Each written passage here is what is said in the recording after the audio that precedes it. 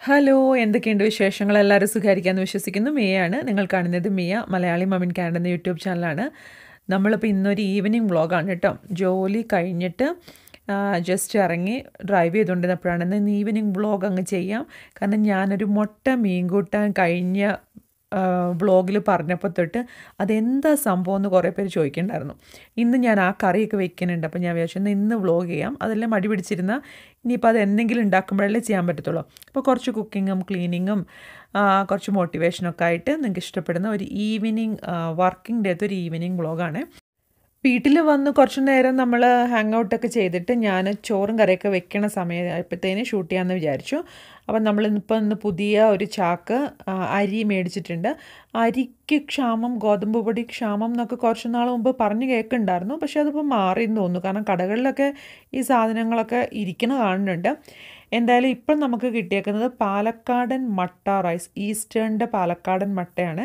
ഞാൻ eastern double horse പവിഴം അങ്ങനെ അരികൾ മേടിക്കും എന്നിട്ട് മറന്നു പോകട്ടോ ഏത് അരിയാണ് മേടിച്ചതെന്നുള്ളത് അപ്പം ഞാൻ പൊട്ടിച്ചിടുന്ന സമയത്ത് കാണിച്ചു എന്നുള്ളൂ അപ്പം തോമസ് അത് പൊട്ടിച്ച് ഞാൻ ഇങ്ങനെ ഒരു പാത്രത്തിലാക്കി വെക്കും ഇതിൽ പകുതിയെ കൊള്ളത്തുള്ളൂ അത് 10 കിലോയുടെ പാക്കറ്റിൽ ഇതിനകത്തൊരു ഓൾമോസ്റ്റ് ഒരു 5-8 കിലോ കൊള്ളുമായിരിക്കും പകുതി ഇതിനകത്തിട്ട് വെക്കും ബാക്കി പകുതി എടുത്ത് മാറ്റി വെക്കും അപ്പം ഇന്ന് നമ്മൾ ഇൻസ്റ്റപ്പോട്ടിൽ ചോറ് വെക്കണത് ഒത്തിരി പ്രാവശ്യം കാണിച്ചിട്ടുണ്ടെങ്കിലും ഈ ഇടയ്ക്കും കുറച്ച് പേര് ചോദിച്ചു അപ്പോൾ എനിക്ക് തോന്നുന്നത് ഞാൻ ആവശ്യത്തിന് എക്സ്പ്ലെയിൻ ചെയ്യാത്തതുകൊണ്ടായിരിക്കും എന്ന് വിചാരിച്ചിട്ട് ഒന്ന് കാണിക്കാമെന്ന് വെച്ചതാണ് അപ്പം ആദ്യമായിട്ടാണല്ലോ നമ്മൾ ചാക്ക് ഫസ്റ്റ് ടൈം പൊട്ടിച്ച അരിയല്ലേ അപ്പം നമുക്കതിൻ്റെ വേവ് വ്യത്യാസം ഉണ്ടാവും ബ്രാൻഡ് സെയിം ആണെങ്കിലും അതുകൊണ്ട് വളരെ കെയർഫുള്ളായിട്ട് വേണം നമ്മളത് ഇൻസ്റ്റപ്പോട്ടിൽ വെക്കാൻ നന്നായിട്ട് ചൂടുവെള്ളത്തിലൊക്കെ കഴുകി ആ പാത്രത്തിൻ്റെ ഒരു 1/4 പാത്രത്തോളം വെള്ളം എടുത്തിട്ടുണ്ട് 2 കപ്പ് അരിയാണ് എടുത്തേക്കണത് വെള്ളത്തിൻ്റെ അളവെന്ന് വെച്ചാൽ ആ പാത്രത്തിന് ഒരു 1/4 പാത്രം നിറച്ചും വെള്ളം എടുത്തിട്ടുണ്ട് എന്നിട്ട് നമ്മളത് ഇൻസ്റ്റപ്പോട്ട് എന്ന് പറഞ്ഞാൽ ഒരു റൈസ് കുക്കർ എന്നൊക്കെ വിചാരിച്ചാൽ മതി കേട്ടോ പ്രഷർ കുക്കറാണ് പക്ഷേ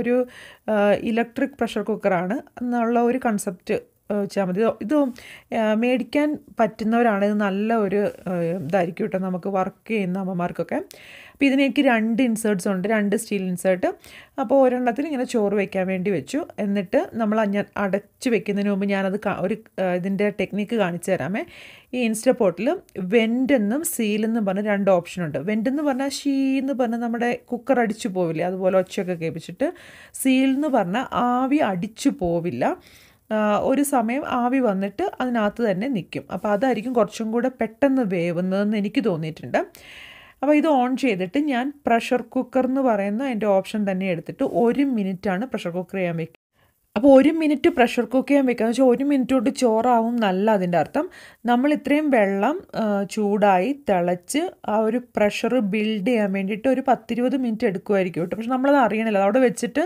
നമുക്ക് നമ്മുടെ പാടിന് പോവാം അപ്പോൾ അതൊക്കെ അടുപ്പത്ത് വെച്ച് 1 എന്നുള്ള ഒരു 1 മിനിറ്റ് സെറ്റ് ചെയ്തു നമ്മൾ മുട്ട മീൻ കൂട്ടാനാണല്ലോ ഇതിനകത്ത് മീനില്ല കേട്ടോ പകരം മീൻ വെക്കണ പോലെ മുട്ട വെക്കണ ഒരു കറിയാണ് അപ്പോൾ ആദ്യം മുട്ട പുഴുങ്ങാൻ വെച്ചു അപ്പോൾ ഈ കറിയുടെ ഹിസ്റ്ററിയൊക്കെ ഞാൻ ഇപ്പോൾ പറയാം കേട്ടോ നമുക്ക് ഇൻഗ്രീഡിയൻസ് എന്തൊക്കെയാണ് വേണ്ടതെന്ന് നോക്കാം നൈസായിട്ട് അരിഞ്ഞ സവോള വേണം ഇത് നമ്മൾ പിന്നെ എന്താ പറയുക നൈസായിട്ട് അരിഞ്ഞ ഇഞ്ചി വേണം വെളുത്തുള്ളി വേണം പച്ചമുളക് വേണം കറിവേപ്പില വേണം നമ്മൾ ചോപ്പറിൽ അരിഞ്ഞിട്ടുണ്ടെങ്കിൽ ചെറിയ കയ്പ്പ് വരും അതുകൊണ്ട് കൈ കൊണ്ട് തന്നെ അരിയണയാണ് കേട്ടോ നല്ലത് ചെറിയ നൈസായിട്ട് അരിയാം ഇതിൽ വേണ്ട വേറൊരു ഇൻഗ്രീഡിയൻറ്റ് മാങ്ങയാണ് അപ്പം മാങ്ങ ഭയങ്കര പുളിയുള്ളതാണ് 1-2 കഷ്ണം ഇടാവുള്ളൂ കാരണം മുട്ടക്കറിക്ക് ഭയങ്കര പുളി ആയിക്കൊള്ളില്ല പക്ഷെ ഇത് ചെറുതായി ചനച്ച് ചെറിയ മധുരമുള്ള മാങ്ങയാണ് അധികം പഴുത്ത മാങ്ങ കൊള്ളില്ല പക്ഷെ ചെറു മധുരം എന്നാൽ ചെറിയ പുളിയും കൂടെ ഉള്ള മാങ്ങയാണ് അപ്പോൾ ഇച്ചാൻ എനിക്ക് ഭയങ്കര കഷ്ണങ്ങളൊക്കെ കട്ട് ചെയ്ത് തരും കേട്ടോ അപ്പം ഞാൻ പെട്ടെന്ന് കുക്ക് ചെയ്യാമെന്ന് വിചാരിച്ചു ഇത് റോക്ക് എന്ന് പറയുന്ന ഒരു പാത്രമാണ് എനിക്ക് തോന്നുന്നത് ഇത് മറ്റേ നമ്മുടെ ആ ഒരു ഇതുണ്ടല്ലോ നോൺ സ്റ്റിക്കിൻ്റെ ടൈപ്പ് തന്നെയാണെന്ന് തോന്നുന്നു പക്ഷെ ഭയങ്കര നല്ല കനമാണ് അതിൻ്റെ ആ ഒരു ഇത് അടന്നു പോകുന്നൊന്നുമല്ല ഈ ഒരു ക്രിസ്മസിൻ്റെ സമയത്ത് എനിക്ക് കിട്ടിയതാണ് കേട്ടോ ഈ പാത്രം അപ്പോൾ ഇതിനകത്തോടെ നമ്മൾ അരിഞ്ഞു വെച്ച സാധനങ്ങളൊക്കെ ഉണ്ടല്ലോ ഇഞ്ചി വെളുത്തുള്ളി പച്ചമുളക് സവോള കറിവേപ്പില നമ്മൾ മീൻ കറി വെക്കണ പോലെ തന്നെ അത് ആ പാത്രത്തിലോട്ട് ഇടാം വഴറ്റൊന്നും വേണ്ട കേട്ടോ ഇതെന്ന് വെച്ചാൽ ഒരു കോംപ്ലിക്കേഷനും ഇല്ല ഈസി ആയിട്ട് എന്നാൽ ഭയങ്കര ടേസ്റ്റിലുണ്ടാക്കുന്നൊരു കറിയാണ് അതിനകത്ത് കുറച്ച് മഞ്ഞൾപ്പൊടി വേണം കറി മഞ്ഞ കളറിലാണ് ഇരിക്കുക നമ്മൾ മഞ്ഞ കളറിൽ മീൻ കൂട്ടാൻ തേങ്ങ അരച്ച് വെക്കില്ലേ ആ കളറാണ് ഇരിക്കുക അപ്പോൾ മഞ്ഞൾപ്പൊടി ആവശ്യത്തിനിടുക ഒരു ചെറിയ ടേബിൾ സ്പൂണിൽ ഞാൻ മല്ലിപ്പൊടി ഇട്ടോയെന്ന് ചോദിച്ചാൽ ഉണ്ട് പക്ഷെ എന്താ വെച്ചാൽ കണ്ടമാനം നമ്മൾ മസാലക്കറി വെക്കണ പോലെ മല്ലിപ്പൊടി വേണ്ട ഒരു ചെറിയ ടേബിൾ സ്പൂൺ മല്ലിപ്പൊടി ഇട്ടു പിന്നെ ഉള്ളത് മുളക് പൊടിയാണ്. ഞാൻ കാശ്മീരി മുളക് പൊടിയാണ് കേട്ടോ ഇവിടെ ഇടുക. ഇത് എൻ്റെ ഇളയ പുത്രൻ കഴിക്കത്തില്ലാത്തതുകൊണ്ട് ഇത്തിരി എരിവായാലും കുഴപ്പമില്ല. എന്നാലും കാശ്മീരി മുളക് പൊടി ആ ഒരു കളറിന് വേണ്ടി ഇട്ടു. നിങ്ങൾക്ക് എരിവ് കൂടുതൽ വേണ്ടവരാണ് പച്ചമുളകൊക്കെ ഇട്ടിട്ട് എരിവാക്കി എടുക്കാം. പക്ഷേ ഇത് മീൻ കറി ആണെങ്കിലും ഇതിനകത്ത് മുട്ടയാണല്ലോ ഇടുന്നത്. ആ ഒരു ലെവലിൽ വേണം കേട്ടോ നമ്മളിത് ചെയ്യാൻ വേണ്ടിയിട്ട്. അപ്പം എന്നിട്ട് നമ്മൾ വെള്ളം ഒഴിച്ച് വേവിക്കുക. ഈ കറി ഞാൻ നമ്മുടെ വീട്ടിലെ സ്ഥിരം കറിയാണ്. എനിക്ക് അത്ഭുതമായി, ഞാനിത് നമ്മുടെ വീഡിയോയിൽ ചെയ്തിട്ടില്ലേ നിങ്ങൾ അന്ന് പറഞ്ഞപ്പോൾ എല്ലാവരും അത്ഭുതം പറഞ്ഞപ്പോൾ. ഇത് തോമസിന് മീൻ ഇഷ്ടമല്ല, പക്ഷേ മീൻ കറി ഇഷ്ടമാണ്, ആ ഒരു ടേസ്റ്റൊക്കെ. അതുകൊണ്ട് തോമസിൻ്റെ അമ്മച്ചി ഇത് കണ്ടുപിടിച്ച് ഇൻവെൻറ്റ് ചെയ്ത കറിയാണെന്ന് എനിക്ക് സംശയമുണ്ട്. അങ്ങനെയില്ല കേട്ടോ, ഇത് തൃശ്ശൂരുകാരുടെ ഒരു കറിയാണ്. തൃശ്ശൂർ അറ്റ്ലീസ്റ്റ് നമ്മുടെ കുന്നംകുളം ഭാഗത്തൊക്കെ ഒത്തിരി മിക്ക വീടുകളിലൊക്കെ ഉണ്ടാക്കുന്നതാണെന്ന് എനിക്ക് തോന്നുന്നു. എന്തായാലും ഞാനിത് പഠിച്ചത് തോമസിൻ്റെ അമ്മച്ചിയുടെ അടുത്ത് നിന്നാണ്. ഇവരുടെ വീട്ടിൽ സ്ഥിരം ഉണ്ടാക്കുന്ന കറിയാണ് കേട്ടോ, പക്ഷെ നമുക്ക് മടുക്കില്ല.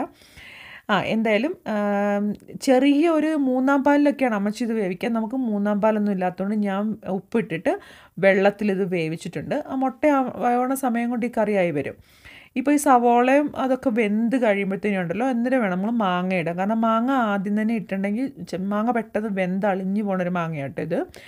നിങ്ങളുടെ മാങ്ങയുടെ വേവ് അനുസരിച്ച് വേണേൽ നേരത്തെ ഇടാം. പക്ഷേ ഇത് ഞാൻ എല്ലാ സവോളയും ഇഞ്ചിയും വെളുത്തുള്ളിയൊക്കെ വെന്ത് കഴിഞ്ഞപ്പം ആ മാങ്ങ അതിനകത്തോട്ടിട്ടു. എന്നിട്ട് മാങ്ങ പെട്ടെന്ന് വേവും, നമ്മൾ നോക്കി നിൽക്കണം. മാങ്ങ ഇട്ടിട്ടുണ്ടെങ്കിൽ മറ്റു കഷ്ണങ്ങൾ വേവാൻ താമസിക്കുകയും ചെയ്യും. അപ്പോൾ അത് രണ്ടും വിചാരിച്ചിട്ട് വേണം കേട്ടോ. ഇത് ബാച്ചിലേഴ്സിനൊക്കെ എളുപ്പം ഉണ്ടാക്കാൻ പറ്റുന്ന കറിയായിട്ടാണ് എനിക്ക് തോന്നിയേക്കണത്. ഇനി ആ മാങ്ങ അവിടെ വേവണ സമയം കൊണ്ട് നമ്മൾ പെട്ടെന്ന് കുറച്ച് തേങ്ങ അരച്ചെടുക്കുവാണേ. വെറുതെ തേങ്ങ നല്ല കട്ട തേങ്ങാപ്പാലുണ്ടെങ്കിൽ ഒഴിക്കണമെന്നല്ല, പക്ഷേ എൻ്റെ ഒരു അനുഭവത്തിൽ നിന്ന് എനിക്ക് മനസ്സിലായത് തേങ്ങ അരയ്ക്കണമാണ് കുറച്ചും കൂടെ കറിക്കൊരു നല്ലൊരു ഗുമ്മ് വരുന്നത്. അപ്പം ഞാനിപ്പോൾ മേടിച്ചേക്കുന്ന ഈ ഷ്രെഡഡ് കോക്കനട്ട് കോസ്കോന്ന് മേടിച്ചേക്കുന്നതാണ് കേട്ടോ, സൺകോ എന്ന് പറഞ്ഞൊരു ബ്രാൻഡിൻ്റെ. അത് നല്ല നൈസായിട്ട് നമ്മൾ അരച്ചെടുക്കണം. പീര പോലെ അല്ല, നമ്മൾ നെയ്യ് പോലെ അരയ്ക്കാന്നൊക്കെ പറയില്ലേ, അങ്ങനെ അരച്ചെടുക്കണം. അപ്പം ഞാൻ ഈ കോട്ട് സ്യൂട്ട് ഇട്ടുകൊണ്ട് പണിയെടുക്കണമെന്ന് വെച്ചാൽ ഞാനിപ്പം ഭയങ്കര എക്സ്പേർട്ടായിട്ടോ മേത്തൊക്കെ തെറിക്കാണ്ട് ചെയ്യാനായിട്ട്. അതുകൊണ്ടാണ് ജോലി കഴിഞ്ഞ് വന്നിട്ട് ഒന്ന് പുറത്ത് പോകണം, അതുകൊണ്ട് ഉടുപ്പൊക്കെ മാറാണ്ട് അങ്ങനെ തന്നെ ഇട്ടിട്ട് ചെയ്യണതാണ്. അപ്പം ഞാൻ മാങ്ങ എടുത്ത് നോക്കുകയാണ്. ഈ ഒരു അവസ്ഥയാകുമ്പോൾ മാങ്ങയ്ക്ക് നല്ല ടേസ്റ്റ് ഓൾറെഡി ആയിട്ടുണ്ടാവും. അപ്പം നമ്മൾ അതിനകത്തോട് കുറച്ച് തേങ്ങാപ്പാൽ വെന്തിട്ടുണ്ട്, മാങ്ങ വെന്തു. അപ്പോൾ തേങ്ങാപ്പാലല്ല, നല്ലോണം അരച്ച തേങ്ങ, നെയ്യ് പോലെ അരച്ച തേങ്ങ ഒഴിക്കണം. ഇനിയിപ്പോൾ നിങ്ങൾക്ക് നെയ്യ് പോലെ അരയ്ക്കാൻ നിവൃത്തിയില്ലാത്ത സാഹചര്യം ആണെങ്കിൽ നല്ല കട്ടിക്കുള്ള തേങ്ങാപ്പാൽ ഒഴിച്ചാലും മതി, സെയിം ടേസ്റ്റ് തന്നെയായിരിക്കും. പക്ഷെ ഒന്നും കൂടി ഒന്ന് കുറുകി ഗ്രേവി വരണമെങ്കിൽ തേങ്ങ അരയ്ക്കണതാണ് നല്ലത്. എന്നിട്ട് ഇനി തേങ്ങ കിടന്ന് വെന്തോട്ടെ കേട്ടോ. പെട്ടെന്ന് തന്നെ നമ്മൾ ഊറ്റി മാറ്റേണ്ട ഒന്നും കാര്യമില്ല, പിരിഞ്ഞൊന്നും പോവില്ല. ഈ തേങ്ങ നന്നായിട്ടൊന്ന് തിളച്ച് വേകണം. തേങ്ങാപ്പാലാണെങ്കിൽ നോക്കണം കേട്ടോ, കാരണം നമ്മൾ മാങ്ങയൊക്കെ ഇട്ടേക്കണമല്ലേ. കണ്ടോ, ഇതിപ്പം കുറച്ചും കൂടെ പറ്റിയിട്ടുണ്ട്. കളറ് മഞ്ഞയാണ്. നമുക്കിനി കളറ് മാറ്റാൻ വേറെ വിദ്യയുണ്ട്. നല്ലോണം മുളക് ഇട്ടിട്ടുണ്ടെങ്കിൽ ഒരു ചുമന്ന കളറാവും, പക്ഷെ മഞ്ഞ കളർ ഇരിക്കുന്നത് നല്ലത്. ഇനി നമ്മളിതിനകത്ത് മുട്ട ഇടുമ്പോൾ ഉണ്ടല്ലോ, മുട്ടയിൽ ഇങ്ങനെ നിറയും വരഞ്ഞിടണം. മുറിച്ച് ഇടാറില്ല, മുറിച്ച് വേണമെങ്കിൽ ഇടാം, പക്ഷേ ഒരു മുട്ടേനകത്തോട് തെറിച്ച് വീണു. പക്ഷേ നമ്മൾ അതിനകത്ത് തന്നെ ഇട്ട് അവനെ കശപശാന്നാക്കിയെടുത്തു. അപ്പം ഞാൻ പറഞ്ഞു വന്നത്, മുട്ട നമ്മൾ മുറിച്ചിട്ട് കഴിഞ്ഞെങ്കിൽ അതിനകത്ത് ഉണ്ണി ഏതാ മാങ്ങയാന്നൊക്കെ അറിയാണ്ടായി പോകും. അപ്പം ഞാൻ ഇങ്ങനെ തന്നെ കുറേ സ്ലിറ്റ് ഇട്ടിട്ട് വെക്കും. അപ്പോൾ ആ മാങ്ങയ്ക്കകത്തോട്ട് ആ മുട്ടയിലൂടെ ചെറിയ പുളി ഒക്കെ പിടിക്കും.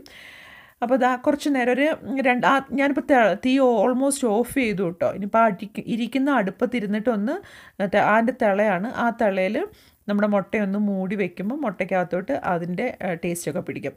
ഇനിയിപ്പോൾ ഞാൻ പറഞ്ഞില്ല, ഇത് തൃശ്ശൂർ റെസിപ്പിയാണ്. അപ്പം നമുക്ക് തൃശ്ശൂർ ഉള്ളവർക്കറിയാം, നമുക്ക് ഇച്ചിരി ഉള്ളി കാച്ചി അതിൻ്റെ മേളിൽ കൂടെ ഒഴിക്കണം.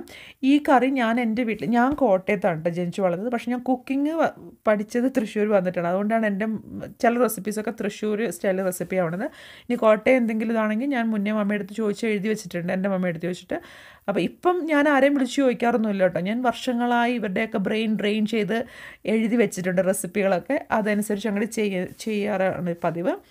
അപ്പോൾ വെളിച്ചെണ്ണയിൽ നമ്മുടെ ഉള്ളി ഉണ്ടല്ലോ, ചുമന്നുള്ളി, ഒരു പിടി ചുമന്നുള്ളി ഇട്ടിട്ട് നന്നായിട്ട് ഇങ്ങനെ നല്ലൊരു മണം വരും കേട്ടോ. ആ മണം വരുമ്പോൾ പിന്നെ കരിയാൻ നിൽക്കരുത്. ഇതിപ്പം ഈ ഒരു പരുവം, ഇത് കരിഞ്ഞെന്ന് തോന്നും, പക്ഷേ ഇല്ലെങ്കിൽ നല്ല ഗോൾഡൻ ബ്രൗൺ എന്ന് പറഞ്ഞാൽ ഒറിജിനൽ ഗോൾഡൻ ബ്രൗൺ ആകുമ്പോൾ ഈ കറിയുടെ മേളിൽ കൂടെ ഒഴിക്കുക. ഇനി നിങ്ങളുടെ കറിക്ക് ഇത്തിരി കളർ കുറവാണെങ്കിൽ ഈ സമയത്ത് അതിനകത്തോട്ട് ഇത്തിരി മുളക് പൊടി അല്ലെങ്കിൽ ഇത്തിരി മഞ്ഞപ്പൊടി, ആ വഴറ്റിയ ഉള്ളിയില്ലേ അതിനകത്തോട്ട് ഇട്ടിട്ട് പെട്ടെന്ന് അങ്ങ് ഇട്ടെടുക്കുവാണെങ്കിൽ കറിക്ക് കുറച്ചും കൂടെ കളർ കിട്ടും. പക്ഷേ അതിൻ്റെ ആവശ്യമില്ല. വെളിച്ചെണ്ണയിൽ ഇതിങ്ങനെ മൊരിഞ്ഞിട്ട് അങ്ങനെ കിടക്കണം, നല്ലതാണ്. പക്ഷേ എന്താ പറയുക, കരിഞ്ഞു പോയാൽ കഴിക്കും. ഇത് എന്താ പറയുക, ഞാനിത് ആരെങ്കിലുമൊക്കെ വരുമ്പോൾ ഉണ്ടാക്കി കൊടുത്തിട്ടുണ്ടെങ്കിൽ എല്ലാവർക്കും അത്ഭുതമുള്ളൊരു കറിയാണ്, ഇഷ്ടമുള്ളൊരു കറിയാണ്. എന്തായാലും ട്രൈ ചെയ്ത് നോക്കണം. ട്രൈ ചെയ്തിട്ട് ഒരു പ്രാവശ്യം നോക്കുക, ഇഷ്ടപ്പെടുവാണെങ്കിൽ പിന്നെ ഉണ്ടാക്കാമല്ലോ, എളുപ്പത്തിൽ ഉണ്ടാക്കാൻ പറ്റുന്നൊരു കറിയല്ലേ.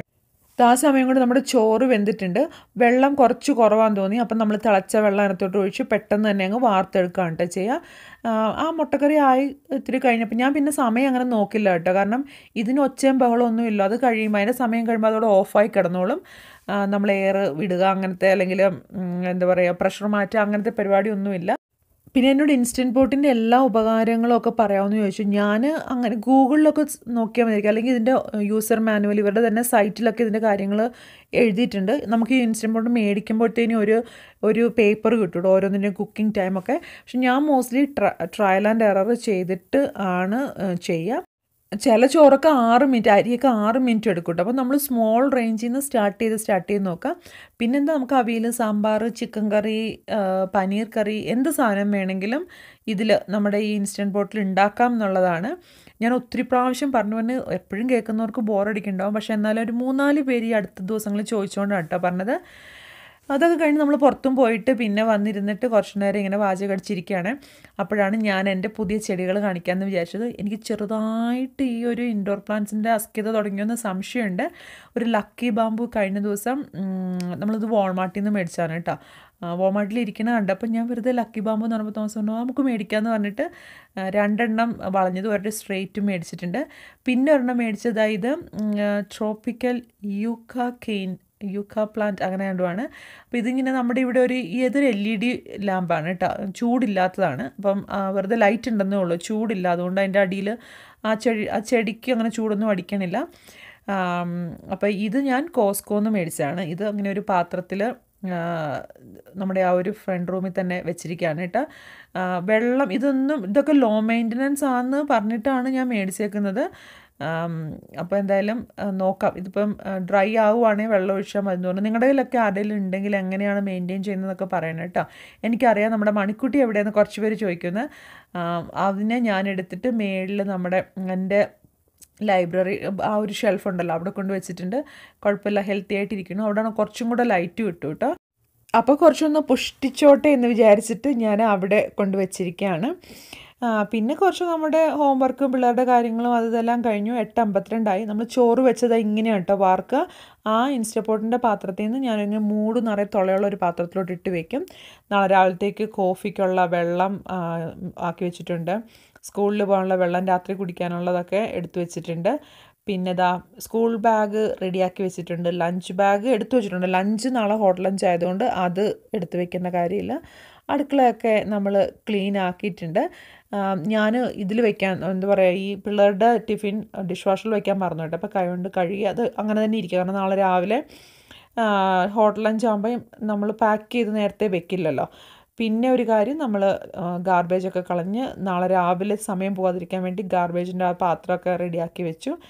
എന്നിട്ട് നമ്മൾ കുളിയും തേവാരമൊക്കെ കഴിഞ്ഞിട്ട് ഇത്തിരി നേരം വായിക്കാമെന്ന് പറഞ്ഞിരുന്നു കേട്ടോ. ഭയങ്കര സ്ലോ ആണ് റീഡിംഗ്, ഉള്ള കാര്യം തുറന്നു പറയാമല്ലോ. ഞാൻ ഈ ബുക്ക് കാണിക്കുമ്പോൾ ചിലർക്കൊക്കെ ഭയങ്കരമായിട്ടും ഇത്രമാത്രം ബുക്ക് അയച്ച് വായിക്കുന്നതായിരിക്കും. ഞാൻ ഡേ ടു ലീഡ് 2 മാസം എടുത്ത് വായിച്ച് തീർക്കാൻ വേണ്ടി. ഈ യൂട്യൂബ് വീഡിയോ ചെയ്യുമ്പോൾ എന്ന് വെച്ചാൽ നമുക്ക് കുറേ അധികം സമയം ഇതിൽ പോകും കേട്ടോ. എഡിറ്റിങ്, ഷൂട്ടിങ്, പിന്നെ ആളുകൾക്ക് റെസ്പോണ്ട് ചെയ്യുക, അങ്ങനെയൊക്കെ നമുക്ക് പോകും. പക്ഷേ സമയം പോകാമെന്ന് പറയാൻ പറ്റില്ല. കാരണം എനിക്ക് ഭയങ്കരമായിട്ടും ഇപ്പം ശരിക്കും എന്തോ ഒരു ഭയങ്കര ഇഷ്ടമാണ് കേട്ടോ വീഡിയോസ് ചെയ്യാൻ വേണ്ടിയിട്ട്. അപ്പോൾ ആ ഒരു സമയം നമ്മുടെ റീഡിങ് ടൈമിൽ നിന്ന് പോകുന്നതാണ്. പക്ഷേ അത് കുഴപ്പമില്ല, നമുക്ക് അങ്ങനെയാണല്ലോ. ഓരോ സമയത്ത് നമ്മുടെ ലൈഫിൽ ഓരോരോ ഇഷ്ടങ്ങൾ വരും. അപ്പോൾ ഇപ്പം ഞാൻ ആ ബുക്ക് തീർത്തു. ഇപ്പോൾ എടുത്തേക്കുന്ന ദ മൈൻഡ് സെറ്റ് എന്ന് പറഞ്ഞ ഈ ബുക്കാണ്. ഇത് ഭയങ്കര ഫേമസ്, ഞാൻ ഒത്തിരി നാളായിട്ട് കേട്ടിട്ടുള്ളൊരു ബുക്കാണ്. അപ്പോൾ ഇതൊക്കെ ഞാൻ മുന്നേ മേടിച്ച് വെച്ചിരുന്നതാണ് കേട്ടോ. ഇപ്പം ഞാനിപ്പോൾ പുതിയ ബുക്ക് മേടിക്കില്ല എന്ന് വിചാരിച്ചു. പിന്നെ ഞാൻ സൈമൺ സിനാക്കിൻ്റെ know your why, start with why, പിന്നെ ദ ലീഡേഴ്സ് ഈറ്റ് ലാസ്റ്റ് എന്ന് തോന്നുന്നു, ആ 3 ബുക്ക് അത് വായിക്കണം. കുറേ പേര് ചോദിക്കണം ഈ വർഷം വായിക്കുന്ന ബുക്കുകൾ ഏതൊക്കെയാണ്. അപ്പം സൈമൺ സിനക്ക് എന്ന് പറഞ്ഞ ഓഥറിൻ്റെ കുറച്ച് ബുക്കുകൾ ഞാൻ ഓൾറെഡി ഇതാക്കിയിട്ടുണ്ട്. പിന്നെ ഞാൻ ഇതുവരെ കഴിഞ്ഞ വർഷം മേടിച്ചിട്ടുള്ള ഒത്തിരി ബുക്കുകൾ വായിച്ചു തീർക്കാനുണ്ട് കേട്ടോ. അതൊക്കെ വായിച്ചിട്ട് ഇനി പുതിയ പുതിയ ബുക്കുകളിലേക്ക് പോകുന്നുള്ളൂ. അതൊക്കെയാണ് ഈവനിങ് റുട്ടീൻ, ഈവനിങ് അപ്ഡേറ്റ്. അപ്പോൾ എന്തായാലും വീഡിയോ വൈൻഡപ്പ് ചെയ്യുന്നതിന് മുമ്പ് നിങ്ങൾ സ്ഥിരമായിട്ട് വീഡിയോസ് കാണുന്നവരാണെങ്കിൽ സബ്സ്ക്രൈബ് ചെയ്യാൻ മറന്നു പോകരുത്. ആദ്യമായിട്ട് വീഡിയോ കാണുന്നവരാണെങ്കിൽ മറ്റ് വീഡിയോസൊക്കെ കണ്ടു നോക്കുക. ഗെറ്റ് ടു നോ മീ എന്ന് പറഞ്ഞ പ്ലേലിസ്റ്റിൽ നമ്മളെക്കുറിച്ചെല്ലാം ഉണ്ട്. വീഡിയോസൊക്കെ കണ്ടു നോക്കിയിട്ട് ഇഷ്ടമാണെങ്കിൽ തീർച്ചയായിട്ടും സബ്സ്ക്രൈബ് ചെയ്യുക, ലൈക്ക് ചെയ്യാൻ മറക്കരുത്, കമൻറ്റ് ചെയ്യണം. അടുത്ത വീഡിയോ ആയിട്ട് വരും വരെ ബൈ ബൈ.